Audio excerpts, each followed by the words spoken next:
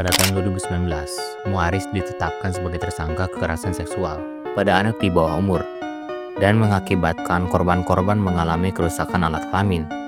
Awalnya diketahui kalau korban tindak asusila hanya ada satu anak, tapi setelah dilakukan persidangan, terungkap kalau ada 8 anak lainnya yang menjadi korban pelecehan seksual.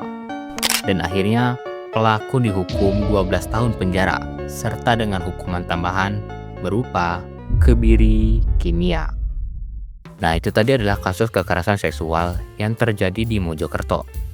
Tapi kali ini gue nggak bakal bahas tentang kasus ini. Yang gue bahas di sini adalah hukuman kebiri yang diberikan kepada pelaku. Apa sih kebiri itu? Kapan kebiri ini pertama kali dilakuin? Apa itu kebiri kimia dan apa dampaknya bagi tubuh manusia? Kebiri adalah tindakan yang dilakukan untuk menghilangkan atau menonaktifkan fungsi alat reproduksi. Dari situ aja udah jelas kalau kebiri itu artinya menonaktifkan fungsi alat reproduksi. Jadi orang yang kebiri ini nggak bisa make joninya buat berkembang biak lagi. Bahkan joninya itu udah nggak bisa berdiri lagi karena hormon yang diperluin biar bisa birahi itu udah dihilangin atau dinonaktifin.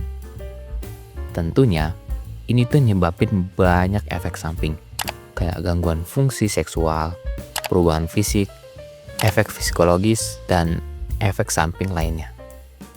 Salah satu dampak yang paling jelas yang dialami sama penderita itu adalah perubahan psikologis dan emosional.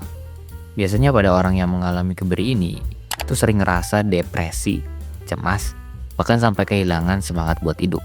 Ngapa bisa gitu? Kayak yang gue bilang tadi, kebiri itu ngilangin hormon testosteron pada pria. Nah, hormon ini tuh punya dampak yang banyak ke emosi dan psikologis manusia. Kayak ningkatin kepedean dan berpengaruh pada mood. Jadi ya kalau hormon yang ngasih hal ini ke manusia hilang, otomatis semua perasaan tadi tuh ikut hilang. Dan ngebuat perasaan yang cemas, bahkan sampai depresi. Lalu apa itu kebiri kimia? Jadi kebiri itu ada dua metode, kebiri bedah dan kebiri kimia. Gue jelasin yang pertama dulu ya, yaitu kebiri bedah. Dari namanya aja udah jelas, metode ini adalah prosedur medis yang melibatkan pengangkatan testis pada pria untuk mengurangi produksi testosteron.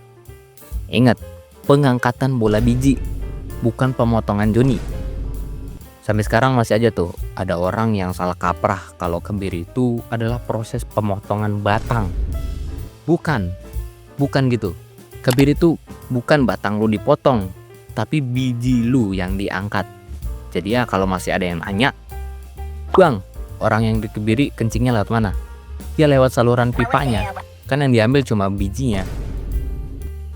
Jadi kebiri bedah tuh begitu. Nah, karena proses ini itu dilakukan dengan operasi pengangkatan biji, jadinya efeknya tuh permanen dan gak bakal bisa balik lagi. Metode ini tuh cuma dipakai di zaman kuno. Biasanya sih untuk tujuan keagamaan dan sosial, macam-macam kayak pendeta kuil dan pelayan kerajaan di Cina, Kasim namanya. Kalau zaman sekarang, metode ini tuh ditentang dipakai buat sebagai hukuman karena dianggap tidak manusiawi.